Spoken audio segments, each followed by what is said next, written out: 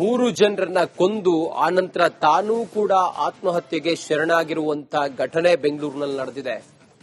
ಈತ ಮಾನಸಿಕ ಅಸ್ವಸ್ಥ ಅಂತೇಳಿ ಹೇಳ್ತಾ ಇದ್ದಾರೆ. ಮೂರು ಜನರನ್ನ ಕೊಂದು ಆನಂತರ ತಾನೂ ಕೂಡ ಆತ್ಮಹತ್ಯೆಗೆ ಶರಣಾಗಿದ್ದಾನೆ. ಮಂಗಳಮ್ಮ, ನಂಜಮ್ಮ, ಸತೀಶ್ ಕೊಲೆಯಾದ ದುರ್ದೈವಿಗಳು. ಪ್ರಶಾಂತ್ ಎಂಬಾತ ಆನಂತರ ನೇಣು ಬಿಗಿದು ಆತ್ಮಹತ್ಯೆ ಮಾಡಿಕೊಂಡಿದ್ದಾನೆ. ಮೂವರನ್ನ ಕೊಂದು ತಾನು ಕೂಡ ಆತ್ಮಹತ್ಯೆಗೆ ಶರಣಾದ ಪ್ರಶಾಂತ್ ಮಾನಸಿಕ ಅಸ್ವಸ್ಥ ಎಂಬ ಮಾಹಿತಿ ಸಿಕ್ಕಿದೆ. ಸ್ಥಳಕ್ಕೆ ಕಾಮಾಕ್ಷಿ ಠಾಣೆ ಪೊಲೀಸರು ದೌಡಾಯಿಸಿದ್ದಾರೆ. ಪ್ರಶಾಂತ್ ಅನ್ನೋನು ಮಂಗಳಮ್ಮ, ನಂಜಮ್ಮ, ಸತೀಶ್ ಇವರು ಮೂರು ಜನರನ್ನ ಕೊಲೆ ಮಾಡಿದ್ದಾನೆ. ಆನಂತರ ತಾನೂ ಕೂಡ ನೇಣು ಹಾಕಿಕೊಂಡು ಆತ್ಮಹತ್ಯೆಗೆ ಶರಣಾಗಿದ್ದಾನೆ.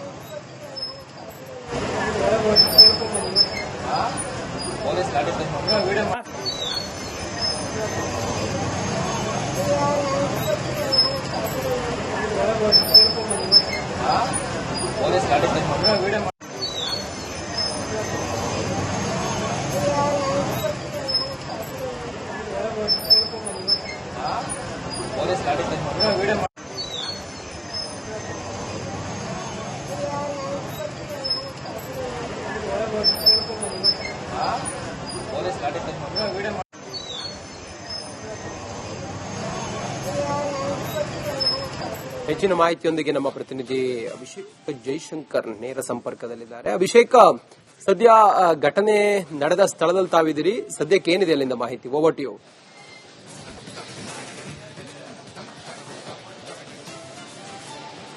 ಈಗಾಗಲೇ ಏನು ಮೂರು ಕೊಲೆಗಳನ್ನ ಮಾಡಿ ತಾನು ಕೂಡ ಆತ್ಮಹತ್ಯೆ ಮಾಡಿಕೊಂಡಿರುವಂತಹ ಒಂದು ಘಟನೆ ನಡೆದಿದೆ. ಈಗ ನೀವು ದೃಶ್ಯಗಳನ್ನು ನೋಡ್ತಾ ಇರಬಹುದು. ಇದೇ ಒಂದು ಮನೆಯಲ್ಲಿ ಈ ರೀತಿಯಾದಂತಹ ಒಂದು ಘಟನೆ ನಡೆದಿದೆ.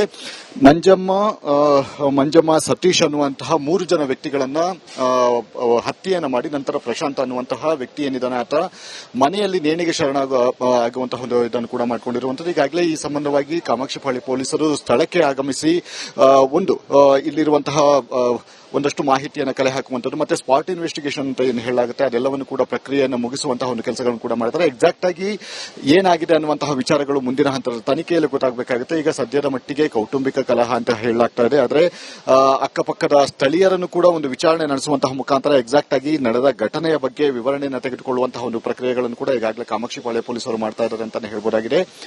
ಇನ್ನು ಮಾನಸಿಕವಾಗಿ ಅಸ್ವಸ್ಥನಾಗಿದ್ದ ಅಂತ ಹೇಳಿ ಬೇಸಿಕ್ ಇನ್ವೆಸ್ಟಿಗೇಷನ್ ಗೊತ್ತಾಗ್ತಾ ಇದೆ. ಅಂದ್ರೆ ಹಾಕಿರುವಂತಹ ಒಂದು ಸಂದರ್ಭದಲ್ಲಿ ಆತ ಹತ್ಯೆಯನ್ನು ಅಂದ್ರೆ ಶಾರ್ಪ್ ವೆಪನ್ಗಳಿಂದ ಹತ್ಯೆಯನ್ನು ಮಾಡಿ ನಂತರ ಆತ ತಾನು ಕೂಡ ಆತ್ಮಹತ್ಯೆಯನ್ನು ಮಾಡಿಕೊಂಡಿದ್ದಾನೆ ಅಂತ ಹೇಳಿ ಈಗ ಪೊಲೀಸ್ ಮೂಲಗಳ ಮಾಹಿತಿ ಆಗಿರುವಂತದ್ದು. ಹೀಗಾಗಿ ಸದ್ಯ ಮಂಗಳಮ್ಮ, ನಂಜಮ್ಮ ಮತ್ತು ಸತೀಶ್ ಅಂದ್ರೆ ಈ ಮೂರು ಜನ ಏನಿದ್ದಾರೆ ಈ ಮೂರು ಜನರನ್ನ ಕೊಂದಂತಹ ವ್ಯಕ್ತಿ ಏನಿದ್ದಾನೆ ಇಮಿಡಿಯೇಟ್ ಆಗಿ ಆತ ನೇಣಿಗೆ ಅಂದ್ರೆ ಮನೆಯಲ್ಲಿ ನೇಣಿಗೆ ಶರಣಾಗಿರುವಂತದ್ದು. ಈ ವಿಚಾರ ಗೊತ್ತಾಗುತ್ತಿದ್ದಂತೆ ಸ್ಥಳಕ್ಕೆ ಆಗಮಿಸಿದಂತಹ ಪೊಲೀಸರು ಸಾಕಷ್ಟು ಒಂದು ತನಿಖೆಯನ್ನು ಮಾಡುವಂತಹ ಅಂದ್ರೆ ವಿಚಾರಣೆ ನಡೆಸುವಂತಹ ಒಂದು ಕೆಲಸಗಳನ್ನು ಕೂಡ ಮಾಡ್ತಾ ಇದ್ದಾರೆ. ಈಗ ಇಲ್ಲಿ ಉಳಿದಂತಹ ವ್ಯಕ್ತಿಗಳು ಯಾರಿದ್ರು ಅನ್ನುವಂತಹ ವಿಚಾರಗಳು ಕೂಡ ಮುಂದಿನ ಹಂತದಲ್ಲಿ ಗೊತ್ತಾಗಬೇಕಾಗುತ್ತೆ. ಈಗ ಪ್ರಶಾಂತ್ ಪ್ರಶಿ ಅನ್ನುವಂತಹ ಈ ವ್ಯಕ್ತಿ ಏನಿದ್ದಾನೆ ಸಾಕಷ್ಟು ಮನೆಯಲ್ಲಿ ಇದ್ದಂತಹ ಸಂದರ್ಭದಲ್ಲಿ ಗಲಾಟೆಗಳು ಕೂಡ ನಡೀತಾ ಇತ್ತು. ಆಸ್ತಿ ವಿಚಾರವಾಗಿ ಕೂಡ ಗಲಾಟೆ ನಡೆದಿರುವಂತಹ ಒಂದು ಸಾಧ್ಯತೆಗಳು ಕೂಡ ತೀರಾ ಹೆಚ್ಚಿದೆ ಅಂತಾನೆ ಹೇಳ್ಬೋದಾಗಿದೆ. ಹೀಗಾಗಿ ಸದ್ಯ ಕಾಮಾಕ್ಷಿಪಾಳ್ಯ ಪೊಲೀಸರು ಯಾವ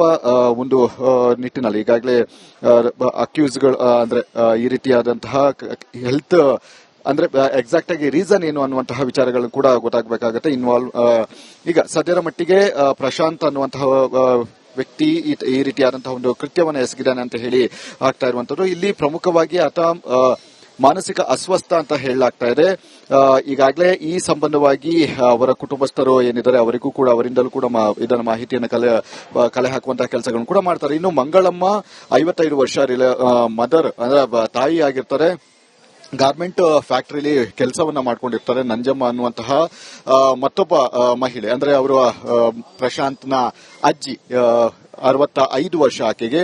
ಮತ್ತು ಸತೀಶ್ ಅನ್ನುವಂತಹ ವ್ಯಕ್ತಿ ಏನಿದ್ದಾನೆ ಈತ ಬ್ರದರ್ ಬಾಮೈದ ಅಂತ ಕೂಡ ಹೇಳಲಾಗ್ತಾ ಇರುವಂತದ್ದು. ಹೀಗಾಗಿ ಸದ್ಯ ಈ ಮೂರು ಜನರನ್ನ ಅಂದ್ರೆ ಫ್ಯಾಮಿಲಿಯನ್ನ ಕೊಂದಂತಹ ಬಳಿಕ ತಾನು ಕೂಡ ಆತ್ಮಹತ್ಯೆಯನ್ನ ಮಾಡಿಕೊಂಡಿರುವಂತದ್ದು. ನಿಖರವಾದಂತಹ ಒಂದು ಕಾರಣಗಳು ಕೂಡ ಇಲ್ಲಿಯವರೆಗೆ ಏನು ಅನ್ನುವಂಥದ್ದು ಇನ್ನೂ ಗೊತ್ತಾಗಲಿಲ್ಲ. ಹೀಗಾಗಿ ಸದ್ಯ ಈ ಸಂಬಂಧವಾಗಿ ಮತ್ತಷ್ಟು ಮಾಹಿತಿಯನ್ನು ಕಲೆ ಹಾಕುವಂತಹ ಕೆಲಸಗಳನ್ನು ಕೂಡ ಮಾಡ್ತಾ ಇರುವಂತದ್ದು. ಹೀಗಾಗಿ ಇಲ್ಲಿದ್ದಂತಹ ಒಂದಷ್ಟು ಆಗಾಗ ಸ್ಥಳೀಯರು ಹೇಳುವಂತಹ ಪ್ರಕಾರ ಆಗಾಗ ಘಟನೆಗಳು ಕೂಡ ಅಂದ್ರೆ ಕಿರಿಕಿರಿಗಳು ಕೂಡ ಕೂಡ ನಡೀತಾ ಇತ್ತು. ಮತ್ತೆ ಕುಟುಂಬಸ್ಥರ ಬಳಿ ಒಂದು ಕಿರ್ಚಾಡುವಂತಹದ್ದು ಮತ್ತೆ ಇನ್ನಿತರ ಏನು ವಿಚಾರಗಳಿದ್ದಾವೆ ಅದೆಲ್ಲವನ್ನು ಕೂಡ ಇದನ್ನು ಮಾಡುವಂಥದ್ದು, ಅಂದ್ರೆ ಕೌಟುಂಬಿಕವಾಗಿ ಕಲಹವನ್ನ ಮಾಡುವಂಥದ್ದು ಮತ್ತೆ ಗಲಾಟೆ ಮಾಡುವಂತಹ ಇದು ಕೂಡ ಆಗ್ತಾ ಇತ್ತು.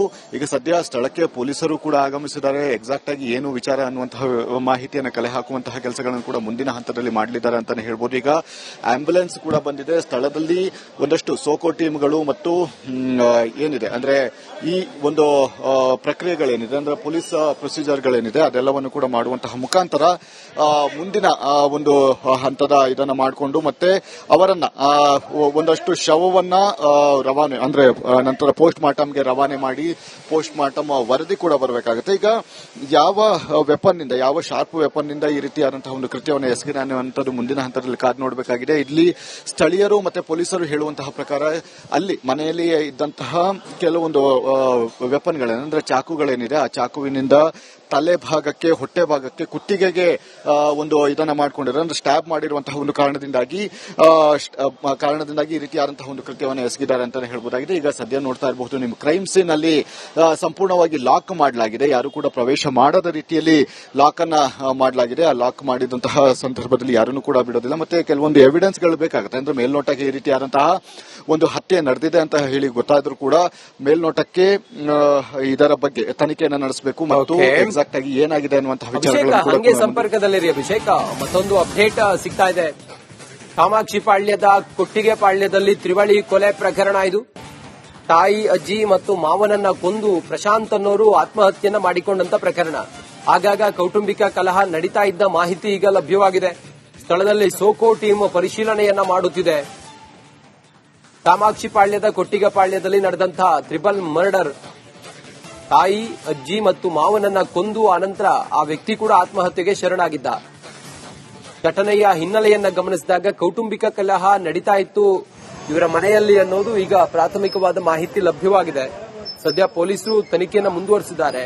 ನಮ್ಮ ಪ್ರತಿನಿಧಿ ಅಭಿಷೇಕ ಸ್ಥಳದಿಂದಲೇ ಮಾಹಿತಿಯನ್ನ ನೀಡ್ತಾ ಇದ್ರು. ಯಾರು ಏನು ಎತ್ತ ಅನ್ನೋದ್ರ ಬಗ್ಗೆ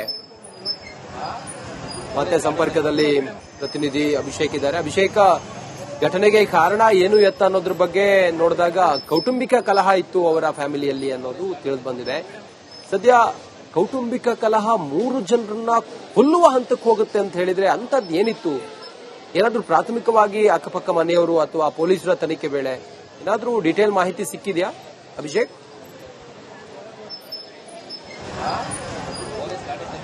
ಎಸ್, ಕೌಟುಂಬಿಕ ಕಲಹ ಅಂತ ಹೇಳಲಾಗ್ತಾ ಇದೆ. ಆದ್ರೆ ಅದರಲ್ಲಿ ಯಾವ ರೀತಿಯಾದಂತಹ ಅಂದ್ರೆ ಆಸ್ತಿಗೆ ಸಂಬಂಧಪಟ್ಟಂತಹ ವಿಚಾರಗಳ ಅಥವಾ ಬೇರೆ ವಿಚಾರಗಳ ಅನ್ನುವಂತಹ ವಿಚಾರಗಳು ಮುಂದಿನ ಹಂತದ ತನಿಖೆಯಲ್ಲಿ ಅಷ್ಟು ಗೊತ್ತಾಗಬೇಕಾಗಿದೆ. ಈಗ ಸದ್ಯ ಈ ರೀತಿಯಾದಂತಹ ಒಂದು ಕೃತ್ಯ ರಿಪೋರ್ಟ್ ಆಗಿದೆ ಅನ್ನುವಂತಹ ಒಂದು ಕಾರಣದಿಂದಾಗಿ ಇಮಿಡಿಯೇಟ್ ಆಗಿ ಪೊಲೀಸರು ಕೂಡ ಆಗಮಿಸಿದ್ದಾರೆ ಮತ್ತು ಆತನನ್ನ ನೇಣಿಗೆ ಶರಣಾಗಿ ಪರಿಶೀಲನೆ ನಡೆಸಿದಂತಹ ಸಂದರ್ಭ ಆತ ಸಂಪೂರ್ಣವಾಗಿ ಅಂದ್ರೆ ಸಾವನ್ನಪ್ಪಿರುವಂತದ್ದು. ಆದರೆ ಬದುಕಿಸುವಂತಹ ಯಾವುದೇ ರೀತಿಯ ಅವಕಾಶ ಇರಲಿಲ್ಲ. ಹೀಗಾಗಿ ತಕ್ಷಣ ಆತನನ್ನ ಒಂದು ಕುಣಿಕೆಯಿಂದ ತೆಗೆದು ನಂತರ ಶವಗಳನ್ನು ಇದು ಮಾಡುವಂತಹ ಮುಖಾಂತರ ಈಗ ಸ್ಪಾಟ್ ಇನ್ವೆಸ್ಟಿಗೇಷನ್ ಮಾಡುವಂತಹ ಕೆಲಸಗಳನ್ನು ಕೂಡ ಮಾಡ್ತಾರೆ. ಹೀಗಾಗಿ ನೀವು ನೋಡ್ತಾ ಇರಬಹುದು ದೃಶ್ಯಗಳಲ್ಲಿ ಎಷ್ಟರ ಮಟ್ಟಿಗೆ ಈ ಒಂದು ಭೀಕರತೆಯನ್ನ ಸೃಷ್ಟಿಸಿದೆ ಅಂತ ಹೇಳಿ. ಯಾಕಂದ್ರೆ ಸ್ವಂತ ಕುಟುಂಬಸ್ಥರನ್ನ ಕೊಲ್ಲುವಂತಹ ಒಂದು ಕೆಲಸಗಳನ್ನ ಮಾಡ್ತಾ ಇದ್ದಾರೆ ಅಂತ ಹೇಳಿದ್ರೆ ಎಷ್ಟು ಬರ್ಬರತೆ ಇತ್ತು ಮತ್ತು ಎಷ್ಟು ದ್ವೇಷ ಇತ್ತು ಅನ್ನುವಂಥದ್ದು ಇಲ್ಲಿ ನೋಡಬೇಕಾಗುತ್ತೆ. ಮತ್ತು ಅದೇ ಪೊಲೀಸರು ಹೇಳುವಂತಹ ಪ್ರಕಾರ ಮಾನಸಿಕ ಅಸ್ವಸ್ಥತೆ ಇತ್ತು ಅಂತ ಹೇಳಲಾಗ್ತಾ ಇದೆ. ಇದೊಂದೇ ಕಾರಣ ಆಗಿರೋದಕ್ಕೆ ಸಾಧ್ಯ ಆಗೋದಿಲ್ಲ. ಇದಕ್ಕೆ ಬೇರೆ ರೀಸನ್ಗಳು ಕೂಡ ಇರುವಂತಹ ಸಾಧ್ಯತೆಗಳು ಕೂಡ ಇದೆ. ಹೀಗಾಗಿ ಸದ್ಯ ಅಕ್ಕಪಕ್ಕದ ನಿವಾಸಿಗಳಿಂದಲೂ ಕೂಡ ಒಂದಷ್ಟು ಮಾಹಿತಿಯನ್ನ ಕಲೆ ಹಾಕುವಂತಹ ಕೆಲಸಗಳನ್ನ ಈಗಾಗಲೇ ಪೊಲೀಸರು ಮಾಡ್ತಾ ಇದ್ದಾರೆ ಮತ್ತು ಅವರಿಗೆ ಅವರ ಕುಟುಂಬದ ವ್ಯಕ್ತಿಗಳೇನಿದ್ದಾರೆ ಅವರನ್ನ ಸಂಪರ್ಕ ಮಾಡುವಂತಹ ಪ್ರಕ್ರಿಯೆಗಳನ್ನು ಅಂದ್ರೆ ಕೆಲಸಗಳನ್ನು ಕೂಡ ಈಗಾಗಲೇ ಪೊಲೀಸರು ಮಾಡ್ತಾ ಇದ್ದಾರೆ. ಅವರ ಫ್ಯಾಮಿಲಿಯಲ್ಲಿ ಇನ್ನುಳಿದಂತಹ ವ್ಯಕ್ತಿಗಳು ಯಾರಾದ್ರೂ ಇದ್ದಾರೆ ಅವರಿಗೆ ಒಂದು ಇಂಟಿಮೇಷನ್ ಅನ್ನ ಕೊಡುವಂತಹ ಮುಖಾಂತರ ಇಲ್ಲಿ ಅವರಿಂದ ಮಾಹಿತಿಯನ್ನ ಕಲೆ ಹಾಕುವಂಥದ್ದು. ಅಂದ್ರೆ ನಿಮ್ಮ ಬಳಿ ಏನಾದ್ರೂ ಹೇಳ್ಕೊಂಡಿದ್ದಾರೆ ಈ ರೀತಿಯಾದಂತಹ ಒಂದು